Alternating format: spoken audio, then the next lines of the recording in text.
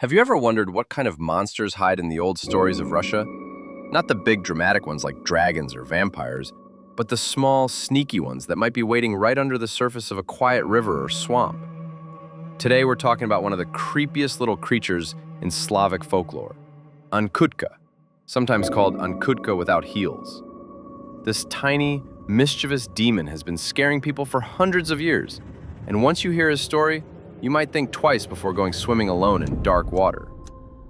Ankutka is usually described as a very small being, about the size of a young child or even smaller. He looks mostly like a naked little boy, but there's something horribly wrong with him. The most famous detail about him is that he has no heels. His feet are smooth and round at the bottom, like they were never meant to walk on land like normal people. Some old stories say he has small wings on his back, or that his skin is dark and leathery. He almost always appears near water, rivers, lakes, swamps, or even old bathhouses. And while he might look harmless at first, Ankutka is anything but cute. In Russian folklore, Ankutka is considered a water spirit and sometimes even a lesser demon or servant of the devil himself. He's not some ancient, powerful god like the more famous water spirit Vodyanoi. Ankutka is smaller, meaner, and more personal in the way he torments people. He doesn't usually try to rule over rivers or demand sacrifices. Instead, he likes to play cruel games with humans who come too close to his territory. Fishermen, swimmers, women doing laundry by the river, and especially children have all been said to run into him over the centuries.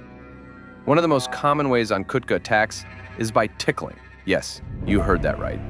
He hides underwater or in the reeds and grabs people by the feet or legs, then starts tickling them without mercy.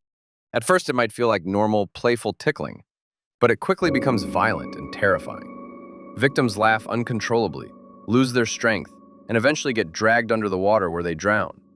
In some versions of the legend, he doesn't even need to tickle people to death. He simply pulls them down into the mud and holds them there until they stop breathing. Because he has no heels, he's said to leave strange, round footprints in the mud that suddenly disappear, almost like he floated away. Another creepy thing about Ankutka is that he can sometimes change his appearance or trick people.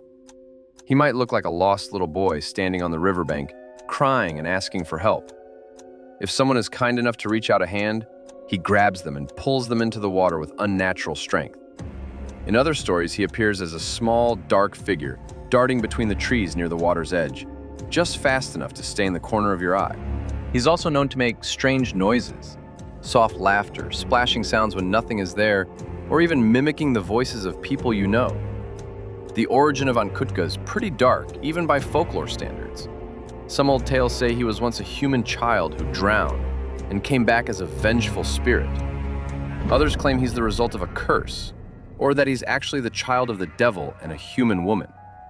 Because he has no heels, some people believed he couldn't enter churches or holy ground, which is why he stays close to water instead.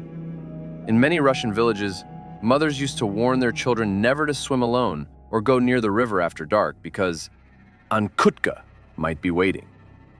What makes Ankutka especially unsettling for modern listeners is how personal and everyday his attacks feel. He doesn't need a full moon or some rare ritual to appear. He's just there, in any body of water that's quiet and lonely enough.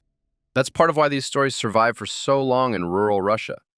People really believed that if you disrespected the water or went swimming at the wrong time, this little monster could actually get you. It wasn't just a scary story. It was a warning wrapped in folklore. If you're wondering how Ankutka compares to creatures from other cultures, he has some similarities to water goblins or imps in European stories, and even a little bit to the kappa in Japanese folklore. Both are small water creatures that drag people underwater. But Ankutka feels more purely evil and less mischievous than most of those. He doesn't challenge people to games or tests of strength like some folklore creatures do. He just wants to hurt you and pull you under.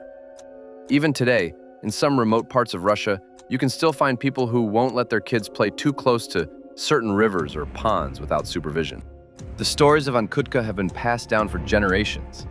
And while most people treat them as old legends now, there's still that little voice in the back of your head when you're standing alone by dark water at night.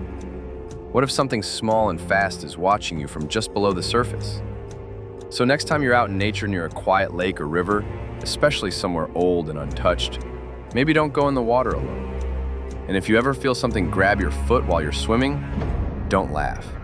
Because according to the old stories, that's exactly how Ankutka likes to start. Thanks for watching. If you enjoyed this dive into creepy Russian folklore, make sure to like and subscribe for more stories about the strange and terrifying creatures